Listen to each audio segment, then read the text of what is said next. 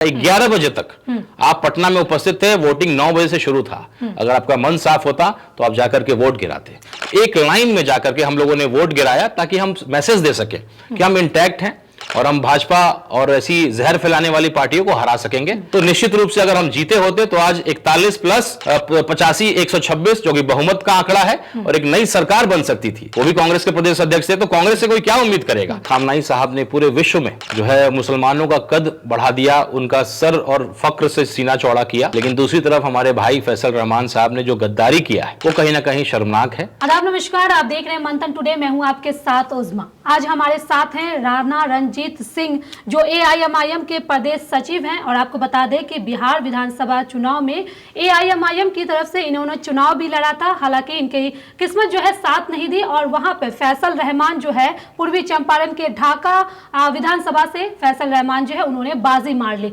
आज हमारे साथ हैं, कुछ बातचीत करेंगे हम। बहुत बहुत स्वागत है राणा जी आपका। बहुत बहुत शुक्रिया मैम। सबसे पहला मेरा सवाल ये रहेगा कि आप जो है फैसल रहमान के पूरे उनके खिलाफ जा चुके हैं, उन पर लगातार जो है तंज कस रहे हैं, इवन आपने उन्हें गद्दार तक कह दिया, ऐसा क्यों? देखिए, मैंने नहीं कहा, ये पूरी आवाम उनको कह रही है। इसलिए कह रही है क्योंकि मैं तो खुद हिंदू हूं और लेकिन मुसलमानों के बीच रहता हूं, आपके मदरसों में जाता हूं, आपके ग्रंथों को भी समझने की कोशिश करता हूं। तो एक एक मुसलमान ये कहता है कि रमजान के मौके पे कोई मुसलमान झूठ तक नहीं बोलता है।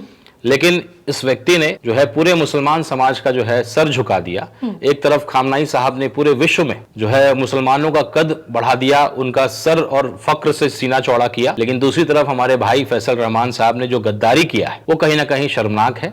और मैं ये चाहता हूं कि ये दोबारा ना हो, क्योंकि देखिए भाजपा जैसी पार्टी को हराना है। आपने देखा कैसे AIMIM को B टीम के लोग कहते थे, लेकिन हम पांचों विधायक ने सुबह सबसे पहले एक लाइन में जाकर के हम लोगों ने वोट गिराया ताकि हम मैसेज दे सके कि हम इंटैक्ट हैं और हम भाजपा और ऐसी जहर फैलाने वाली पार्टियों को हरा सकेंगे। तो मैसेज देने का कोशिश किया। तो फैसल साहब ने जो किया है, हम लोग गद्दार जी। तो गद्दार शब्द जो आप इस्तेमाल कर रहे हैं, क्या ये बहुत बड़ा शब्द नहीं है गद्दार कहना? क्योंकि उन्होंने साफ कहा था आकर के कैमरे पे कि उनकी माता जी की जो है तबीयत खराब थी, इस वजह से वो राज्यसभा चुनाव का वोट करने नहीं पहुंच सके। उसके बावजूद भी इस तरह का बयान देना, इस पर क्या कहेंगे? देखिए, माँ पार्टी जो होती है ना, उसको भी हम माँ का दर्जा देते हैं, क्योंकि पार्टी आपको पहचान देती है। पार्टी आपको विधायक बनाया। पार्टी ने आज कोई भी आपको 10 आदमी पहचानता है तो पार्टी की देन है। आप निर्दलीय लड़ी, 1000 वोट आपको नहीं आएगा। मैं संघर्ष कर रहा हूं एक नई पार्टी से, तो मैं इसको बेहतर जानता हूं। जो मिला है पार्टी की वजह से मिला और पार्टी को भी मां का दर्जा दिया जाता है। उनके छोटे भाई फहाद साहब खुद एक डॉक्टर हैं और MBBS डॉक्टर हैं। और सामाजिक जीवन में हम लोग भी हैं। सामाजिक जीवन में जब आ जाते हैं तो कई चीजों का त्याग करना पड़ता है। पिंटू यादव जी, जो सतीश यादव जी जो रामगढ़ के विधायक है, उनके भी पिताजी वेंटिलेटर पे थे, लेकिन उन्होंने अपने सामाजिक दायित्व को निभाया और आकर के वोट गिराया, वापस चले गए। उनको कहा गया कि चार्टर्ड प्लेन हम आपको दे देते हैं, लेकिन उनकी मंशा अगर होती तो 2 दिन पहले वीडियो जारी कर देते कि देखिए मेरी माताजी की तबीयत खराब है, मैं वोट देने नहीं आ पाऊंगा। तेजस्वी जी के फोन को उठाते और मना कर देते। तो ये होता कि चलो भाई, माताजी सर्वोपरि है, माँ की तबीयत सबसे ऊपर है, माँ का ख्याल रखना सबसे ऊपर है। तो अगर आप छिपते रहे, छिपाते रहे और अंत तक आपने लटका के रखा। 11 बजे तक आप पटना में उपस्थित थे। वोटिंग 9 बजे से शुरू था। अगर आपका मन साफ होता तो आप जाकर के वोट गिराते। अच्छा, मामला तो RJD का है, फिर आप इतना परेशान क्यों हैं? देखिए, MIM ने साथ दिया है और ये मामला RJD का नहीं है। मामला है कि भाजपा जैसी पार्टी को हराना है, सशक्त उनको हराने का जो है। आज अगर हम जीत गए होते राज्यसभा तो यकीन मानिए आज नीतीश कुमार जी पलटने के रास्ते को तलाश रहे हैं। और अगर आज हम 41 इंटैक्ट होकर के हमने साबित किया होता तो नीतीश कुमार जी, चूंकि उनको मुख्यमंत्री से हटाया जा रहा है, तो मुख्यमंत्री अब उनको अपने बेटे को बनाना है। तो निश्चित रूप से अगर हम जीते होते तो आज 41 प्लस 85 126 जो कि बहुमत का आंकड़ा है और एक नई सरकार बन सकती थी। तो फैसल रहमान साहब ने जो किया है, कहीं ना कहीं RJD के बुनियाद को जो है कमजोर किया। कांग्रेस से हमें बहुत उम्मीद शुरू से नहीं था। कांग्रेस के प्रदेश अध्यक्ष रहे अशोक चौधरी जी, उन्होंने भी पहले एक इतिहास रचा था। प्रदेश अध्यक्ष से दूसरी पार्टी में जाके मंत्री बन गए। महबूब अली कैसर साहब, वो भी कांग्रेस के प्रदेश अध्यक्ष थे। तो कांग्रेस से कोई क्या उम्मीद करेगा? कोई गार्जियन नहीं है, कोई उनका डिसिप्लिन नहीं है। RJD से उम्मीद इसलिए तकलीफ है। अच्छा रंजीत जी, मैं एक और सवाल यहाँ पे लेना चाहूंगी कि आपको क्या लगता है कि फैसल रहमान जो नहीं पहुंचे राज्यसभा चुनाव वोट करने के लिए, इसके पीछे क्या कारण हो सकता है? और 3 विधायक और कांग्रेस के भी नहीं पहुंचे, इसके पीछे क्या कारण हो सकता है? देखिए, साम दाम दंड भेद भाजपा के लिए सबसे महत्वपूर्ण है चुनाव जीतना। आज बड़े लोग, अंधभक्त लोग सीना चौड़ा कर रहे हैं कि गैस का सिलेंडर का, पेट्रोल का दाम नहीं बढ़ा है, पूरे देश में, विश्व में बढ़ गया है। चुनाव बीतने दीजिए, इतना बड़ा बोझ आपके ऊपर पड़ने जा रहा है गैस और सिलेंडर का, तो ये पार्टी को केवल चुनाव जीतना इनके लिए महत्वपूर्ण होता है। दो विषय हो सकता है, या तो उनको केस से डराया गया, क्योंकि जिस केस की चर्चा हो रही है, गुवाहाटी में कोई मामला मर्डर केस का लेकर के था जो मीडिया में चली बात, या फिर आपको मोटा पैसा मिला है, या दोनों चीज हुआ है। एक तरफ एक गाल को सहलाया गया है, दूसरी तरफ थप्पड़ भी मारा गया है। तो कुछ पैसा भी मिला, कुछ आपको डराया भी गया, आप डर गए। ऐसे कई लोग, ओसामा भाई के ऊपर भी केस था, कई ऐसे लोग थे जिनके ऊपर केस था, लेकिन वो तो नहीं डरे। अरे भाई, सियासत में जेल जाने से डरिएगा, केस से डरिएगा तो क्या सियासत करिएगा? जनता ने आपको वोट दिया था कि आप जाकर के मोदी और भाजपा के खिलाफ बोलेंगे और उनकी लड़ाई को लड़ेंगे, और आपने क्या किया? एनडीए को साथ दे दिया और राज्यसभा में उनको भेज दिया। तो फैसल रहमान साहब ने अगर गद्दारी नहीं की होती तो आज सरकार पलट जाती और नीतीश कुमार और आरजेडी शायद एआईएमआईएम के साथ मिलकर के नई सरकार हम लोग बना पाते। अच्छा, अब एक सवाल यहाँ पर और मैं लेना चाहूंगी कि आपको क्या लगता है कि तेजस्वी यादव जो है फैसल रहमान पर कार्रवाई क्यों नहीं कर रहे हैं? आखिर उनको पार्टी से क्यों नहीं निकालना? इसके पीछे क्या कारण हो सकता है? अब तक चुप है इस पर तेजस्वी यादव। बहुत स्पष्ट कारण है, नेता प्रतिपक्ष बने रहने के लिए 10% का आपको जो है विधायक का आंकड़ा होना चाहिए। 10% एग्जैक्टली 25 होता है, और 25 में से अगर एक को भी बर्खास्त करेंगे तो नेता प्रतिपक्ष तेजस्वी यादव जी नहीं रह पाएंगे, जो कि रहना ज्यादा जरूरी है। हम लोग चाहते हैं कि नेता प्रतिपक्ष का कुर्सी बना रहे, इसलिए यह जिम्मेदारी ऐसे गद्दारों को सबक सिखाने का हमारे ऐसे लोगों ने लिया है। केवल फैसल रहमान साहब को नहीं, उन तीनों को भी। तो कहीं ना कहीं यहाँ पे तेजस्वी यादव भी तो लालच में हैं। उनको लग रहा है कि हम एक्शन नहीं लेंगे तो हमारी कुर्सी बची रहेगी, अगर हम एक्शन ले लेते हैं तो हमारी कुर्सी चली जाएगी। तो यहाँ पर जनता के बारे में कौन सोच रहा है? देखिए, लालच नहीं है, जिम्मेदारी है। नेता प्रतिपक्ष का कुर्सी और सत्ता का एक मजबूत विपक्ष होना एक जिम्मेदारी है। इसलिए फैसल रहमान साहब जैसे लोगों का उपाय हम लोग जैसे लोग कर देंगे, लेकिन नेता प्रतिपक्ष का होना जरूरी है। जी रंजीत जी, एक यहाँ पे फैसल रहमान की तरह और भी ऐसे कई जो विधायक हैं उस तरह से भी धोखा दे सकते हैं। तो क्या हर बार जो है तेजस्वी यादव इसी तरह चुप बैठे रहेंगे? बिल्कुल नहीं, इसलिए जनता उनको सबक सिखाएगी। रमजान का मौका था इसलिए हम चुप थे।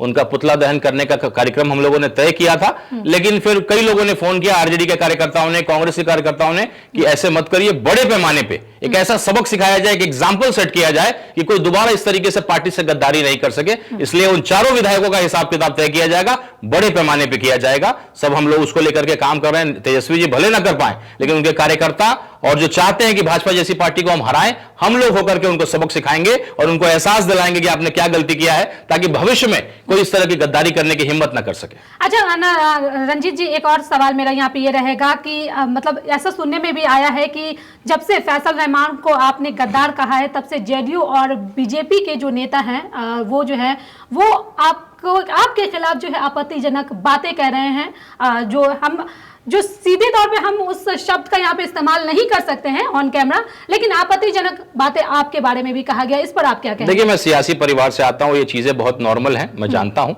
हर नेता के पास कुछ अपने अंधभक्त कह दीजिए। जैसे मुझे एक व्यक्ति ने फोन किया, तो उसने किया कि भाई आप गद्दार क्यों बोल रहे हैं? तो मैंने कहा कि गद्दार को गद्दार नहीं बोलूं तो क्या बोलूं? मैंने बोला आप किस पार्टी से ताल्लुक रखते हैं? तो उन्होंने कहा हम फैसलवादी हैं। तो हम बोले भाई चलो फिर तो ठीक है। मुझे लगा मैं किसी सच्चे मुसलमान से बात कर रहा हूं, तो आप फैसलवादी हैं, फिर आपसे बात करना फिजूल है। अगर आप मुसलमान सच्चे होते तो शायद आप इस गलती का एहसास करते, और ये उदाहरण स्थापित करने का जो है तेजस्वी जी भले ना कर पाए, हम लोग निश्चित रूप से करेंगे। और जो भी व्यक्ति जिसने भी देखा, देखिए आप पार्टी बदल लीजिए वो अलग चीज है, लेकिन आप उस पार्टी के दम पे चुनाव जीत करके विधायक बने हैं और आप उसको धोखा दे रहे हैं। इसकी पटकथा पहले मैडम कर ली गई थी। आपको मैं बताऊं एक छोटा सा प्रकरण। जब शिवहर संसदीय क्षेत्र का चुनाव था, ऋतु जायसवाल जी चुनाव लड़ रही थी, तो फैसल रहमान साहब मंच से उठ करके चले गए थे और उन्होंने एक स्क्रिप्ट तैयार किया था कि मैं इस पार्टी को छोड़ करके लोकसभा के दरमियान ही वो जेडीयू में शामिल होने वाले थे, क्योंकि शुरुआत उनकी जेडीयू से ही हुई है। पहले वो जेडीयू में ही थे, पहला चुनाव जेडीयू से ही लड़े, और बाद में जब जेडीयू और आरजेडी का गठबंधन हुआ तो आरजेडी ने कहा कि ठीक है कैंडिडेट आपका होगा लेकिन सिंबल मेरा होगा, तो पहली बार वो आरजेडी में गए और विधायक हुए। तो इसकी पटकथा पहले से गई बनाने की कोशिश की गई थी, और कार्यकर्ताओं की वजह से वो अब तक इस पार्टी में नहीं आए थे। तो इन्होंने जो साबित कर दिया कि मैं क्या करना चाहता था, और उनके वालिद साहब जहां भी होंगे बड़े तकलीफ में होंगे, क्योंकि वो 2 बार के चुनाव हारे हुए थे और उस व्यक्ति को राज्यसभा में भेजा गया। और ये इज्जत आरजेडी ने उनको दिया था। चलिए अब एक सवाल हम आपसे भी आपके ऊपर भी ले लेते हैं कि आपका ही एक बयान है जिसमें आपने कहा है कि आपको धुतकारा जाता है कि आप कौन से मुसलमान की पार्टी में आ गए हैं, आप एक हिंदू हैं तो आपको बीजेपी में जाना चाहिए, जेडीयू में जाना चाहिए या आरजेडी में जाना चाहिए, कांग्रेस में जाना चाहिए, ये एआईएमआईएम को आपने क्यों ज्वाइन कर लिया? ये आपका खुद का बयान है, इस पर आप क्या देखिए, बहुत बड़ी तस्वीर, एक बहुत बड़ा लक्ष्य लेकर के मैं चल रहा हूं जी। आज हर एक आदमी सोच रहा है कि हमारा जात का नेता यहाँ का मुख्यमंत्री बन जाए। कोई सम्राट चौधरी को बना रहा है, कोई दलित समाज से किसी को बना रहा है। दो समाज है जो कहता है कि भाई हमारे सीएम तो बन ही नहीं सकते हैं, एक मेरा सवर्ण समाज और दूसरा मुसलमान समाज। तो मैं चाहता हूं कि भविष्य में एक कड़वाहट दोनों का खत्म करें, क्योंकि हम स्वर्ण समाज हिंदू बनकर के बहुत दिन तक काम कर लिया है। अब हम चाहते हैं कि जरा स्वर्ण समाज बनकर के, चाहे राजपूत बनकर के, भूमिहार बनकर के, पंडित बनकर के भी हम लोग सोचे, हिंदू बनकर के हमने लंबे टाइम तक सोचा है, अब ये जिम्मेदारी हम बाकियों को देते हैं। तो मैं एक नया समीकरण बनाने की कोशिश में हूं, जिसमें स्वर्ण समाज को लेकर के, मुस्लिम समाज को लेकर के और साथ में दलित समाज को लेकर के आगे बढ़ूं और भविष्य में हम सपना देखें कि स्वर्ण का बेटा भी मुख्यमंत्री बन सकता है। 35 साल से पिछले समाज के लोग मुख्यमंत्री हैं इस प्रदेश के, लेकिन स्वर्ण समाज का व्यक्ति आज हिम्मत भी नहीं कर सकता है। अरे शुक्र है ओवैसी साहब जैसे व्यक्ति तो बोलते हैं कि मोहम्मद का बेटा भी एक दिन मुख्यमंत्री बनेगा। स्वर्ण समाज का कोई नेता का बोलने का औकात नहीं है कि हमारे स्वर्ण का बेटा भी मुख्यमंत्री बनेगा। तो मैं सपने को लेकर आप बात कर रहे हैं, क्यों नहीं औकात है? क्या उनकी आवाजों को शुरू से दबाया गया है?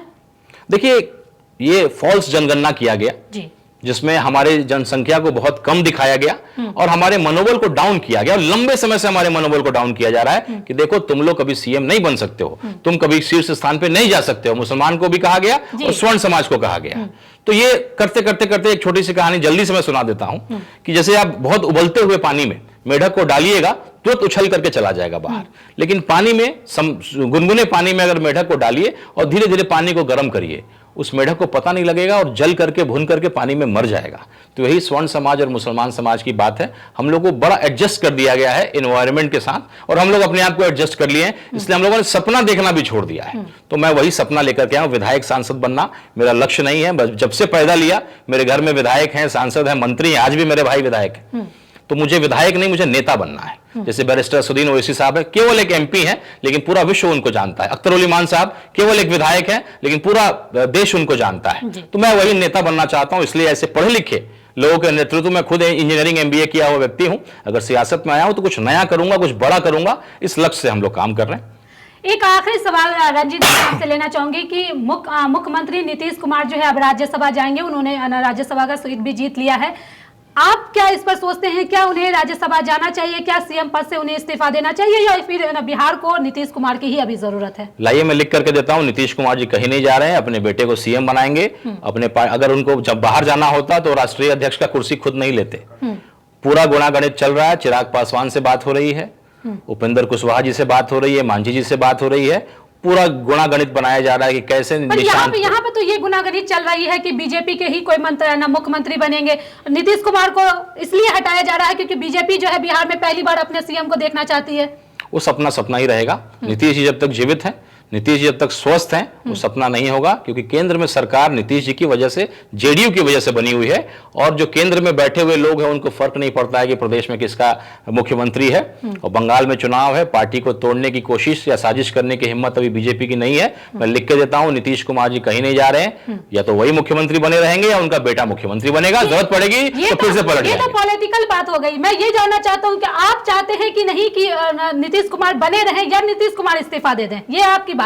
देखिए, व्यक्तिगत रूप से मैं चाहता हूं कि नीतीश कुमार जी बहुत अच्छे नेता थे, लेकिन अब थोड़ी उम्र हो गई है, तबीयत उनकी बहुत अच्छी नहीं रहती है। लेकिन मैं चाहता हूं कि उन्हीं की पार्टी से कोई सेकुलर व्यक्ति, पढ़ा लिखा आदमी जो सेकुलर मिजाज का हो। नीतीश कुमार जी सेकुलर मिजाज के व्यक्ति थे, कभी उनके अंदर कोई द्वेष मुसलमानों को लेकर के। निशांत कुमार के अंदर वो क्वालिटी आपको नजर आ रही है सीएम बनने का? देखिए, निशांत जी तो केवल अभी शुरू में सीखेंगे, करेंगे, पीछे से वही लोग काम करेंगे या नीतीश कुमार खुद काम करेंगे। तो मुझे लगता है कि निशांत जी एक नौजवान है, युवा है, इंजीनियरिंग उन्होंने किया हुआ, पढ़े लिखे व्यक्ति, एक मौका उनको मिलना चाहिए। चलिए, बहुत बहुत शुक्रिया। राणा रणजीत सिंह जी हमारे साथ थे। तो आपको बता दें कि फैसल रहमान जिस तरह से राज्यसभा चुनाव में आरजेडी को धोखा दिया और उसके बाद 3 विधायक जो है ना कांग्रेस के भी रहे हैं, सब मिलाकर जो है 4 वोट नहीं पड़ा था राज्यसभा चुनाव में, जिसकी वजह से जो है महागठबंधन के एडी सिंह जो है उनको हार का सामना करना पड़ा था। उन्हीं तमाम सवालों को लेकर के आज हमारे साथ हैं राणा रणजीत सिंह जी, जिस पर हम जिक्र कर रहे थे। चलिए, बहुत बहुत शुक्रिया इन तमाम सवालों के लिए। साथ ही हमारे चैनल को लाइक करें, सब्सक्राइब करें, फॉलो करें और निष्पक्ष पत्रकारिता देखना तो देखते रहे मंथन टुडे। बहुत बहुत शुक्रिया।